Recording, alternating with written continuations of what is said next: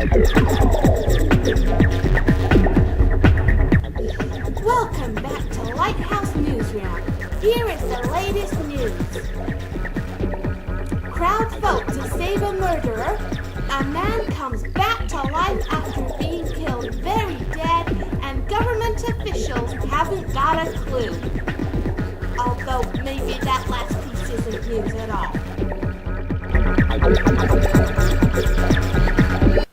Hello, I'm Annie. Recent reports are showing that the Jewish voting system may not be as fair as previously thought. Official watchdogs are looking into complaints that the voting system that decides who lives and who dies may not be effective. Concern was raised over the fact that a man who murdered was released from his death sentence, whilst a man whom many people claim was a peacemaker was killed in his place. However, it seems that not even death can keep this so-called good man down, as it has been reported that even after the torture and crucifixion of Jesus of Nazareth, his followers claim he is alive and well and cooking fish on the beach for his friends. Really? Reports state he is about to go back to his father, although our sources are not yet clear about where this actually is. Government officials have refused to comment. Our roving reporter, Albert, is at the scene where this resurrection reportedly took place. Albert, can you tell us anything about this situation? Hello, Annie. Well, as you can see, we're not allowed into the scene of the garden tomb where the body of Jesus was brought after his execution.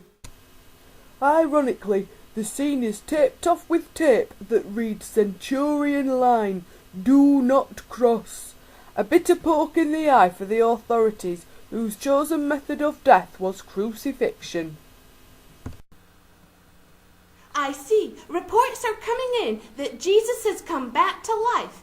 Is there any truth in these claims? Well, Annie, the fact of the matter is that nobody really knows what happened right now. There is some confusion over the events, and we're trying to untangle them. Well, do you have any eyewitnesses? I do.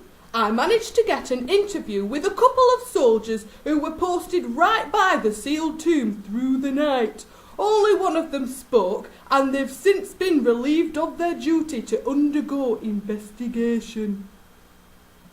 Can you tell us why the soldiers were at the tomb? The Jewish authorities heard claims that Jesus had said he would be killed and then 3 days later be raised from the dead. They requested some Roman guards to stand watch. Pontius Pilate, the man in charge of this area, has washed his hands of this whole affair and simply told his men to stand wherever they were asked and not to interfere anymore. Can you confirm that at the death of Jesus, one of your officers said, "Truly this man was the Son of God"? No comment. All right. Can you confirm that you were on duty outside the tomb of Jesus all last night? No comment. Can you confirm reports that early this morning there was an earthquake and a man dressed in blinding white clothes moved the stone away from the tomb? No comment. Well, can you confirm reports that you and your fellow guard fainted through fear and then ran off when you regained consciousness? No comment. Cut! So you see, not much information from the troops. However, I managed to get an interview with some of Jesus' female followers. This is Mary Magdalene. Mary Magdalene, can you tell us what happened? He's alive! Who is? Jesus! He's great! Woo! We all thought he was dead, and he was, and now he's not! Woo! Well, can you tell us from the beginning what happened? Well, we were really upset, and me and some of the other women went to put oils on Jesus' body. We were a bit worried though, but we wanted to anyway, because that's our custom. But why were you worried? Because we knew we would never be be able to roll the stone away from the tomb. It had already been rolled away. I went inside, but Jesus' body wasn't there. And I ran all over the garden looking for him. I thought somebody must have stolen his body. Why do you think they might have done that? Well, the temple leaders said we would do it, but we never. I thought maybe they'd stolen him. They hated him, but we loved him. But as I was crying, somebody said my name. He said Mary. I thought it was the gardener. And I asked him where he'd put Jesus, so I could go and get him. He said my name again. He said Mary. And it sounded like someone I knew. It was Jesus! Was it? Yes! I looked up and wiped my eyes, and it was him. Jesus! Alive! I couldn't believe it. I went to hug him, but he said not to, because he was due back at his dad's. But I should go and tell all his mates that I'd seen him. And did you? Too right! Yeah, we all thought she was mental, because we hadn't seen him, but we told her she was bonkers, and suddenly he was in the room. We saw him! Jesus alive! Woo! There are mixed reports of angels and various other events being reported, but emotions are running so high it's difficult to get a straight story from anybody. Doubting Thomas, can you confirm that you don't believe anything until you've seen it? Yes, Can you confirm that you saw Jesus alive? yes I can. Peter and John had gone to the empty tomb when Mary came running in to say she'd seen Jesus. But come on, you get whipped, beaten and then killed on a cross, and you expect us to believe that you can come back to life? And 3 days in a hot, sealed cave is not going to help anyone revive a man, whether he's breathing or not. But you say you've seen Jesus alive? Yes, I have. We were all in a room talking about it, and I said I'd only believe it if I saw it, and then all of a sudden, Jesus was there. He said, "Peace be with you." Peace be with you?